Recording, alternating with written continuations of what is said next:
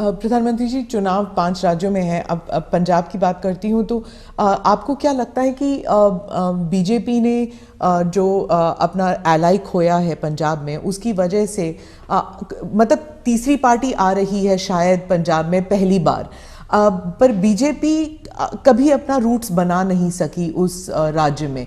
क्या आप इसको एक राजनीतिक विफलता मानते हैं?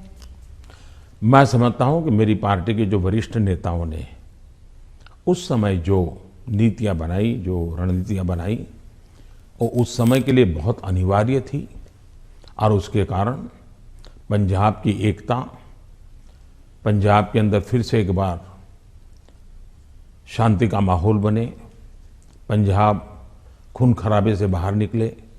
और मैं मानता हूं कि भारतीय जनता पार्टी ने अपने राजनीतिक स्वार्थ के बजाय पंजाब का हित सुप्रीम माना और उसने राजनीतिक जो भी कॉम्प्रोमाइज करने की आवश्यकता थी किया।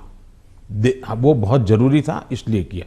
हम पंजाब को खून खराबे से बाहर निकालना चाहते थे, हम पंजाब को शांति देना चाहते थे और उसके लिए अगर बीजेपी का नुकसान होता है तो होने देंगे, ये हमने होने दिया।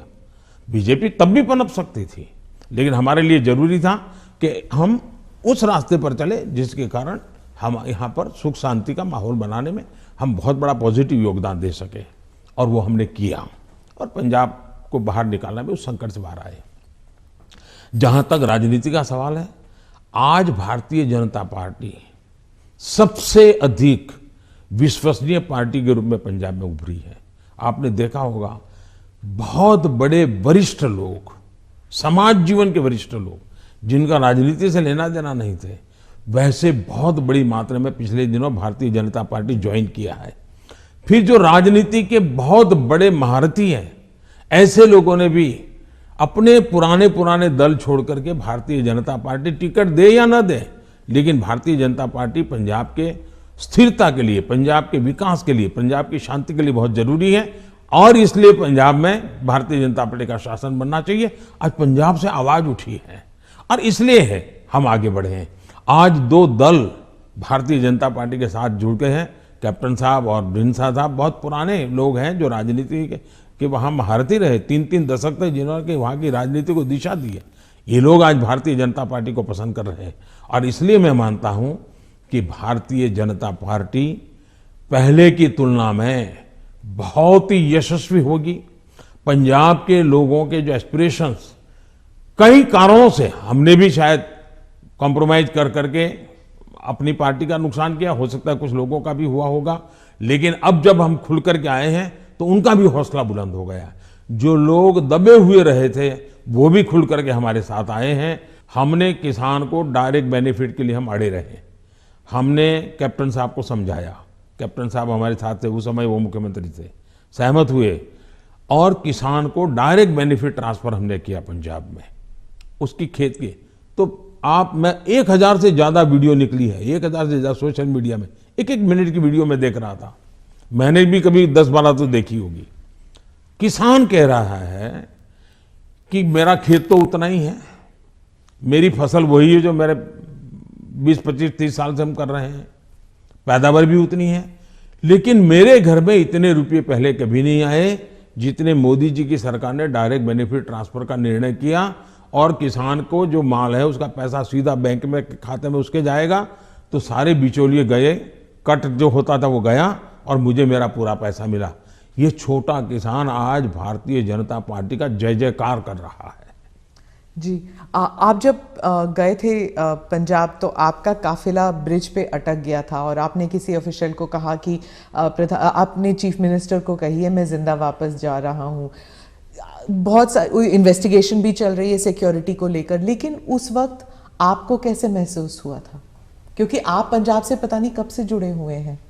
मैं इस पूरे नॉर्थ से पार्ट से मेरा बहुत निकट नाता रहा है। मैं पंजाब में बहुत रहा हूँ, मैं पंजाब की मेरा बड़ा नाता रहा है। मैं मेरी पार्टी का काम वहाँ करता था। मैं पंजाब के लोगों की जो वीरता है ना, मैंने देखी है। पंजाब के लोगों के दिल को मैं जानता हूँ। मैं आपको एक उदाहरण बताता हूँ। मैं अपनी पार्टी का काम करता था, उस समय तो ये आतंकवाद बड़ी एकदम हालत बड़ी ख़राब थी। शाम के बाद कोई निकल नहीं पाता था। और मैं शायद मोगा में था या तरन तारण में था, मुझे याद नहीं है आज। और मुझे अगले स्टेशन पे जाना था, लेकिन कार्यक्रम के कारण देर हो गई। मैं और मेरे ड्राइवर दो ही थे, हम निकले।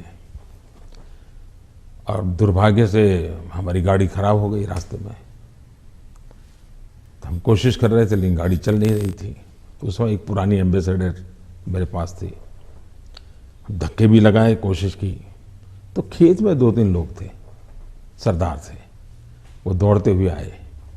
उन्होंने भी धक्के लगाने में मदद की, लेकिन गाड़ी नहीं चली।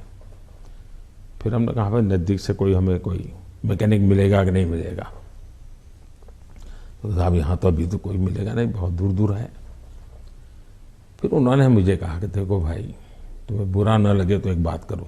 मैंने कहा क्या? बोले तुम गाड़ी यहाँ छोड़ दो, तुम और तुम्हारा ड्राइवर खेत में हमारे साथ चलो, हमारी वहाँ झोपड़ी है, वहीं खाना खा लो और रात को रुक जाओ।